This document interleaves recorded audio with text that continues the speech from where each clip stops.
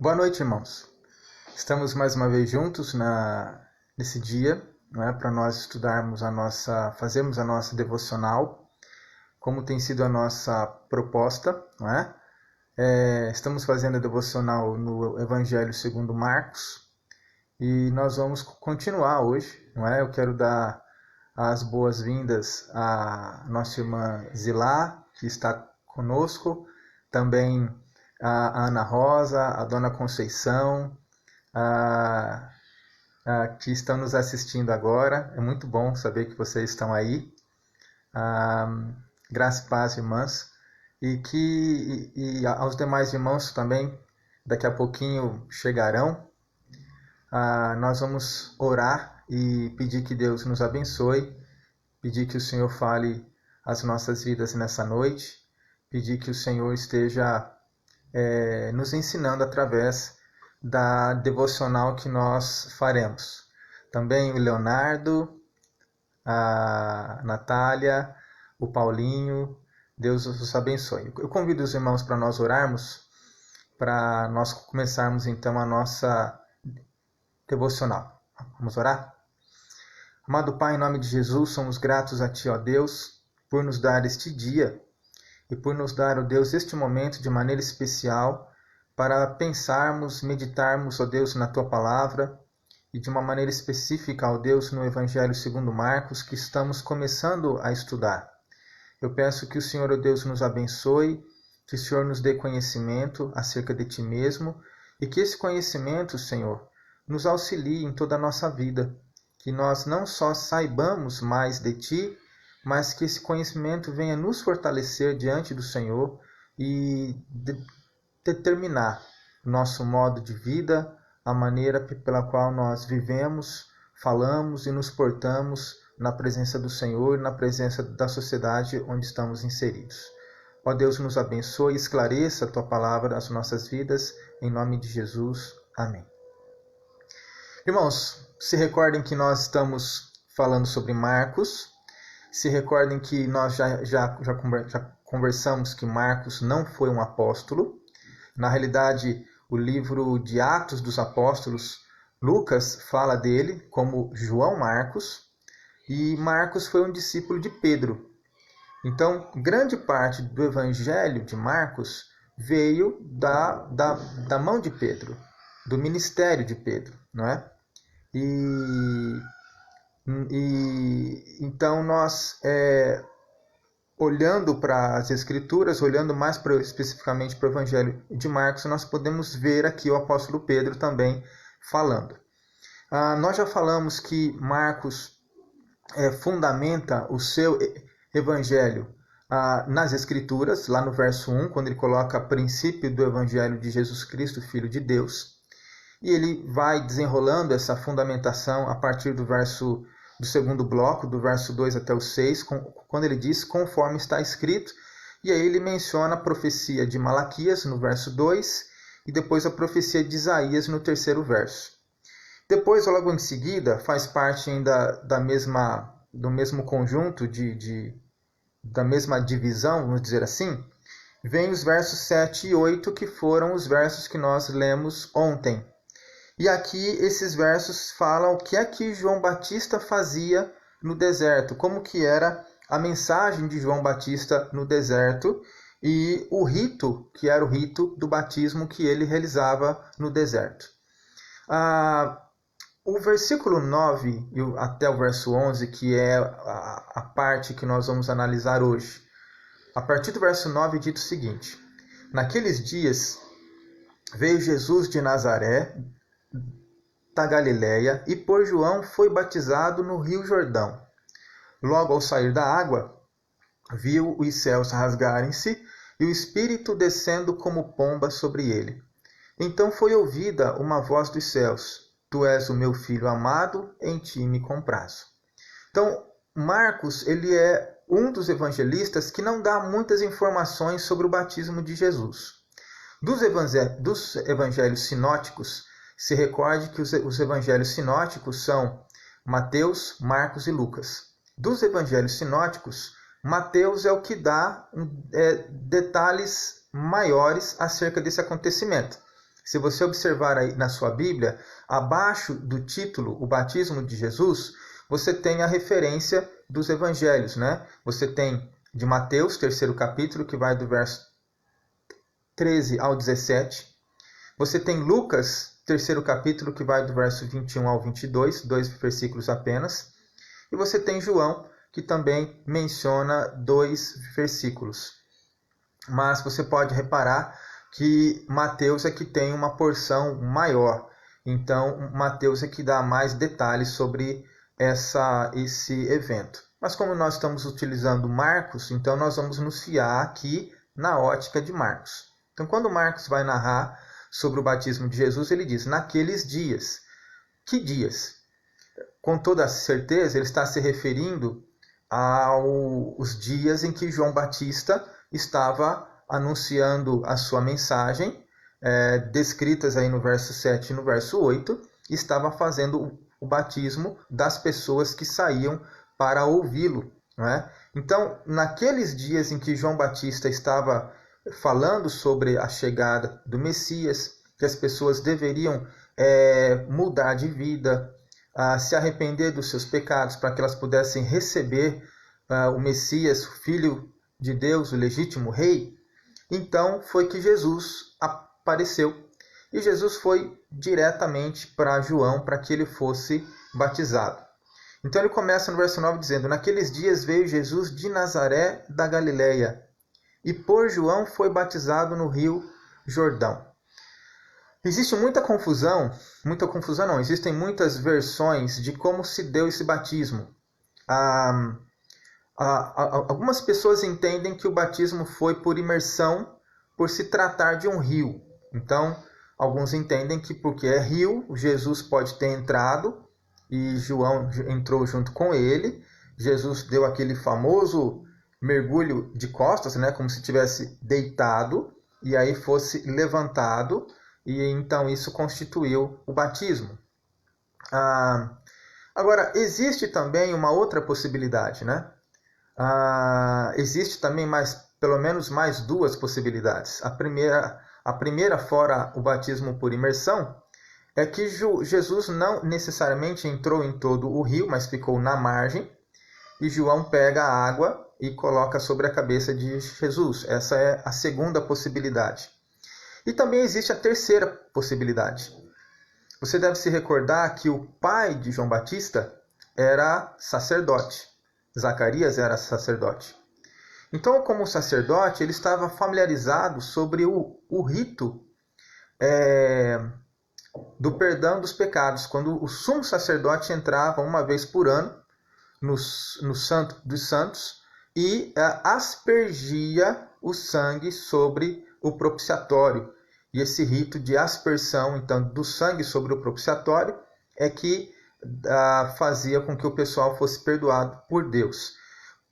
Uma terceira possibilidade é que João Batista, de posse desse ensino, tendo seu pai como sacerdote e considerando que ele exigia arrependimento para batismo, ou seja, para que houvesse perdão dos pecados, pode ser também que o batismo ali foi feito por aspersão. Então nós temos essas 3 possibilidades: imersão, a água derramada sobre a cabeça, que pode ser chamada de efusão, e a aspersão, não é?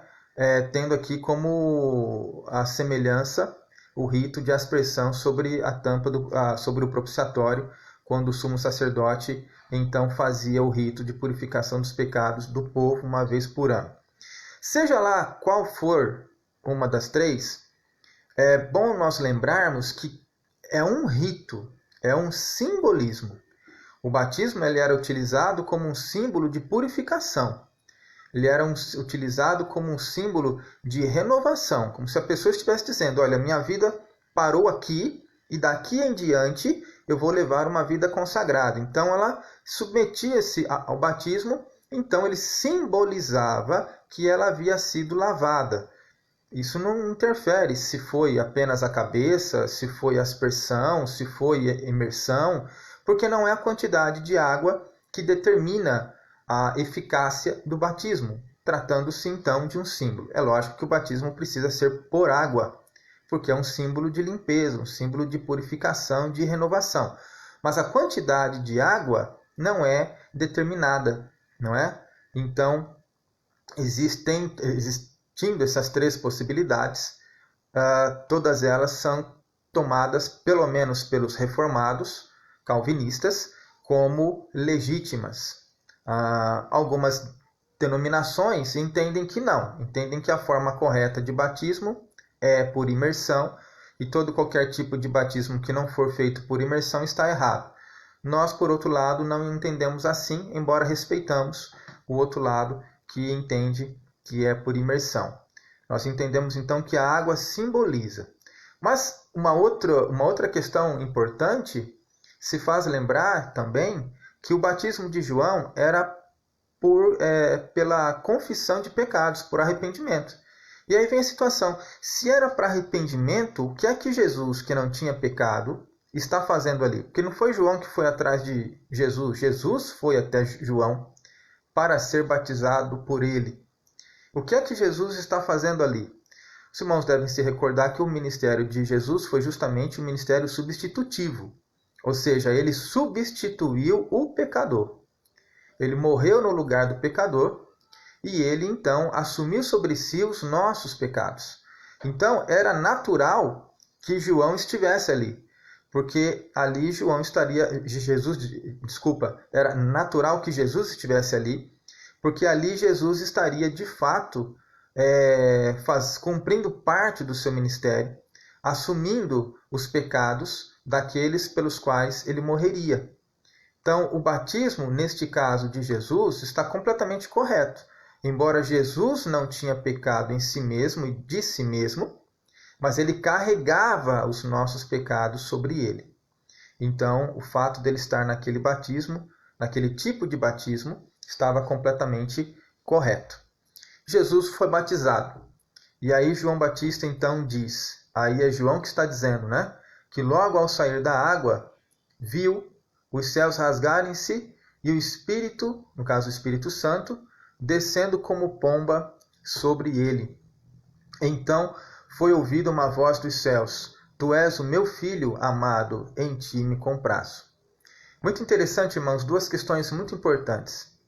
A partir do momento que Jesus foi batizado, então o Espírito Santo desce sobre ele. Todo o ministério de Jesus, naquele momento que inicia o ministério de Jesus, ele se inicia completamente pelo poder do Espírito Santo. Todo o ministério de Jesus é feito no poder do Espírito Santo. E aí, então, o Espírito Santo desce de maneira visível. João está ali e ele vê o Espírito Santo descendo em forma de pomba e pousar sobre Jesus. E aí, então, você tem um cenário único.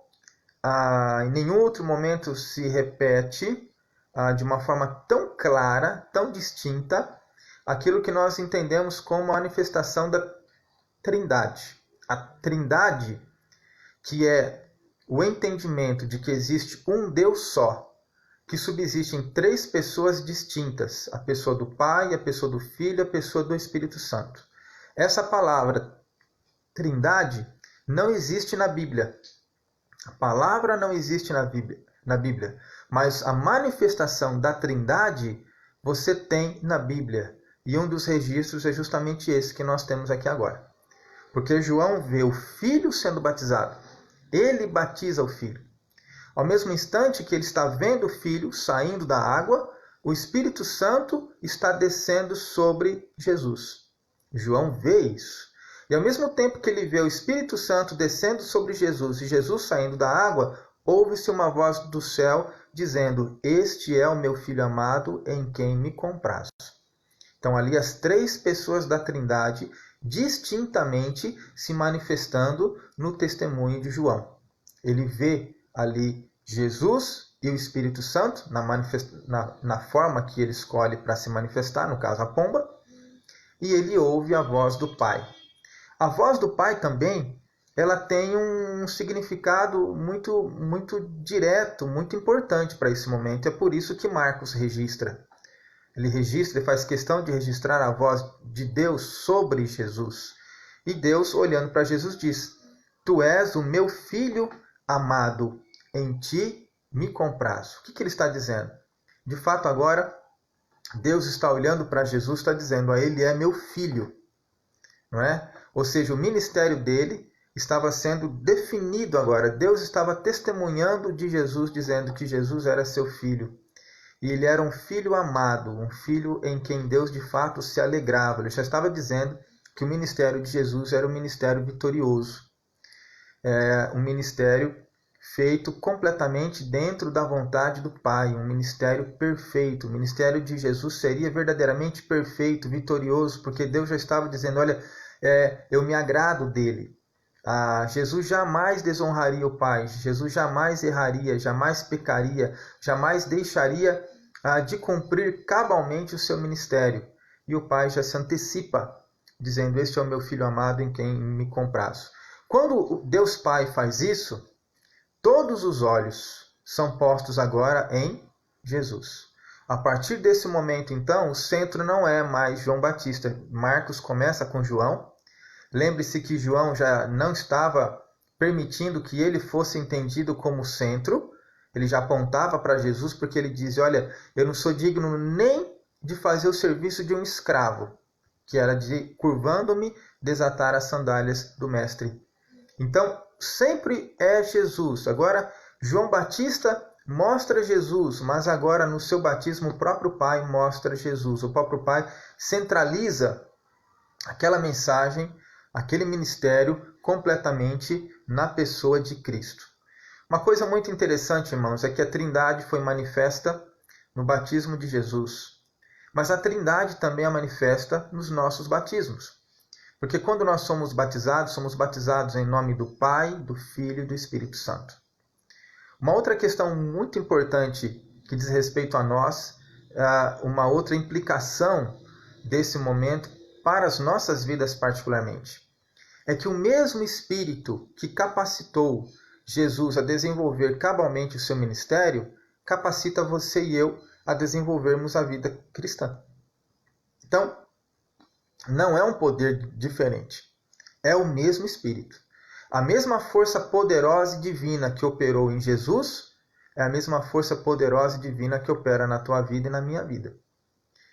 Então, Jesus completou o seu ministério pelo poder do Espírito Santo. Por isso que a Bíblia diz que nós não estamos órfãos. Deus mora em nós na pessoa do Espírito Santo.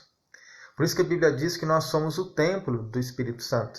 Por isso que a Bíblia diz que o Espírito Santo luta contra a nossa carne, para que nós não façamos o que seja o nosso desejo, porque o nosso desejo é contrário à vida daquele que mora em nós. É por isso que a Bíblia também diz que o Espírito Santo intercede por nós com gemidos inexprimíveis, porque nós não sabemos orar como convém. Então esse é o ministério do Espírito Santo. Ele é aqui o penhor da nossa herança, o penhor da nossa salvação. Ele habita na vida do crente. O crente desenvolve o seu, vamos colocar assim, o seu ministério no mesmo poder do ministério de Cristo. É óbvio que Cristo era perfeito e nós não somos. Mas a Bíblia nos ensina que o mesmo poder que habitou nele habita sobre nós também. O que isso implica para as nossas vidas de maneira direta? Em primeiro lugar, nós não somos convidados a vivermos a santidade baseada nas nossas próprias forças, porque isso é impossível. Deus nos chama para sermos santos baseado no poder e na operosidade do Espírito Santo. Segunda questão, ainda dentro da santidade. Toda mudança que acontece nas nossas vidas não acontece porque somos bonzinhos e desejosos de obedecer a Deus. O desejo de obedecer a Deus é a ação do Espírito Santo. O desejo de orar é a ação do Espírito Santo. O desejo de ler a Bíblia é a ação do Espírito Santo. O desejo de lutar contra o pecado é a ação do Espírito Santo. É isso que Paulo nos ensina. O Espírito Santo luta contra a carne, para que não façamos o que porventura seja do nosso querer. Porque a carne e o Espírito são opostos. Então, todo esse desejo de nos colocarmos na presença de Deus, de lermos a palavra, de orarmos, a consciência de mudança, o incômodo quando nós pecamos, o incômodo quando nós lemos a palavra do Senhor e por essa leitura nós nos achamos tão distantes de Cristo. A consciência de que o nosso modelo é Cristo, nós devemos lutar para sermos iguais a Ele. Tudo isso é obra do Espírito Santo nas nossas vidas. Agora imagine você, se o Espírito Santo não operasse de tal maneira, nós não teríamos desejo de obedecer a Deus, não teríamos desejo de orar, não teríamos desejos de ler a Bíblia, não teríamos desejos de conhecer o Senhor e de muito menos de nos esforçarmos por estarmos tendo uma vida digna aos pés do Senhor. Toda essa ação do Espírito Santo se fundamenta na obra do Senhor Jesus, que iniciou com o seu batismo. Então veja como isso é importante. O batismo de Jesus é parte de sua obra sacrificial para que nós pudéssemos ter o perdão dos pecados e termos uma nova vida. Então nós devemos pensar nisso, irmãos, porque isso é muito sério. Todas as vezes que nós dissermos assim, olha, eu sei qual que é o objeto da vontade de Deus, mas eu não consigo fazer isso. Isso é perfeitamente compreensível. O não conseguir é perfeitamente compreensível porque nós somos imperfeitos, nós somos humanos e ainda mais nós somos pecadores. Mas nós não podemos tomar isso como uma verdade absoluta para as nossas vidas, no sentido de, olha, eu não consigo, pronto e acabou, não vou tentar mais. Porque o poder que opera em nós não é a nossa própria vontade. E o poder que opera em nós não é a nossa própria capacidade. É o poder do Espírito Santo. E Deus faz milagres. Ele faz milagre na tua vida, Ele faz milagre na minha vida, Ele faz milagres na vida de quem Ele quiser. Então creia nos milagres do Senhor. Creia. A Bíblia diz que Deus ouve um coração contrito e compungido. A Bíblia diz que Deus ouve o coração humilde. A Bíblia diz que Deus está aberto para aqueles que de fato querem santidade em suas vidas. Então, identifique pela operação do Espírito Santo aquilo que você e eu precisamos mudar, aquilo que você precisa mudar. Coloque insistentemente isso na presença do Senhor. Trave uma batalha consigo mesmo, trave uma batalha contra o pecado, trave uma batalha contra o diabo, sabendo que o que o diabo quer é a nossa derrota, mas o que Deus quer é a nossa santidade. Lembre-se que a Bíblia diz que nós devemos perseguir a santificação, porque sem ela ninguém verá o Senhor. Lembre-se que Jesus disse em Mateus capítulo 7, a partir do verso 21, que nem todo aquele que o chama de Senhor é aquele que herdará o reino dos céus, mas aquele que herdará o reino dos céus é aquele que faz a vontade do Pai que está nos céus. Fazer a vontade, irmãos. Tudo isso está completamente ligado com o fato de nós buscarmos santidade, de nós lutarmos conosco mesmo, de nós buscarmos mais de Deus. Irmãos, se lembre, Deus não pede para nós desenvolvermos uma visão baseada numa utopia. Aquilo que Ele pede para nós fazermos, Ele concede. No Evangelho de João, no capítulo 15, quando Jesus se compara a uma videira e diz que nós somos os ramos, Ele diz que ninguém pode dar bom fruto se não estiver ligado a Ele. E Ele diz que se nós estivermos ligados a Ele, as palavras dEle estiverem em nós, nós poderemos pedir o que quisermos e será feito. Isso não está dizendo, esse pedir o que quiser não está ligado à nossa vaidade, mas está ligado profundamente à vontade de Deus. Então, se você está ligado na videira, se você está em comunhão constante e ininterrupta com Deus, se você quer satisfazer a vontade de Deus, coloque na presença do Senhor. Eu tenho lutado com a situação A, com a situação B, com a situação C.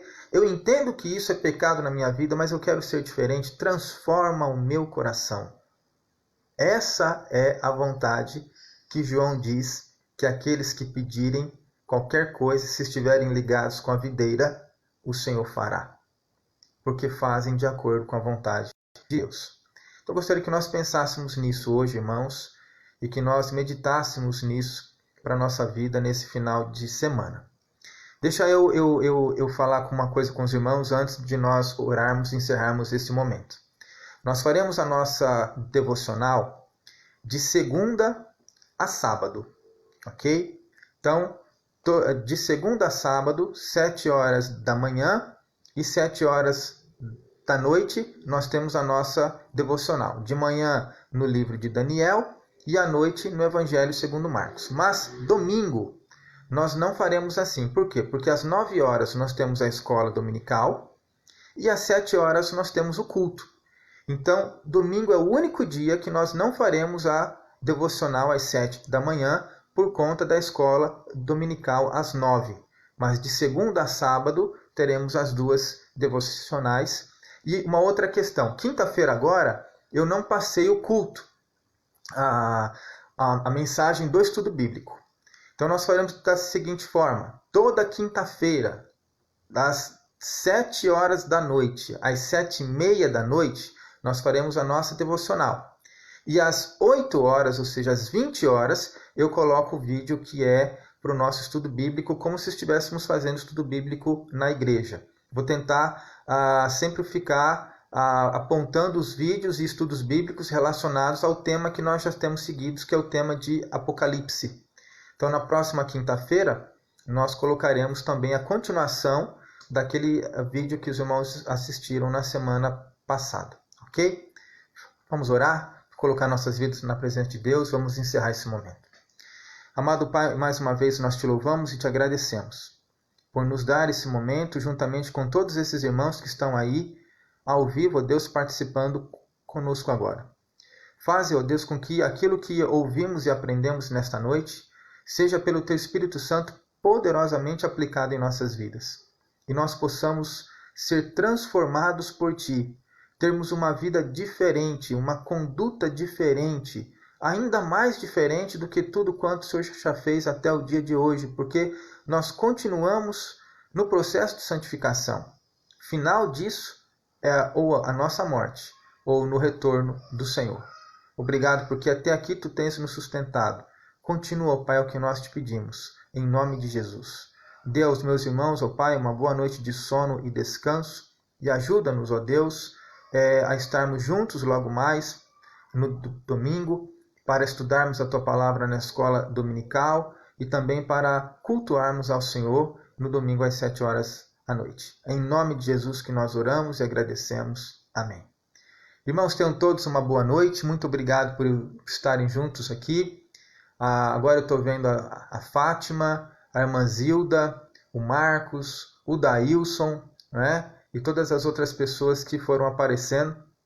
Deus os abençoe. Tenham todos uma excelente noite. Até amanhã. Tchau.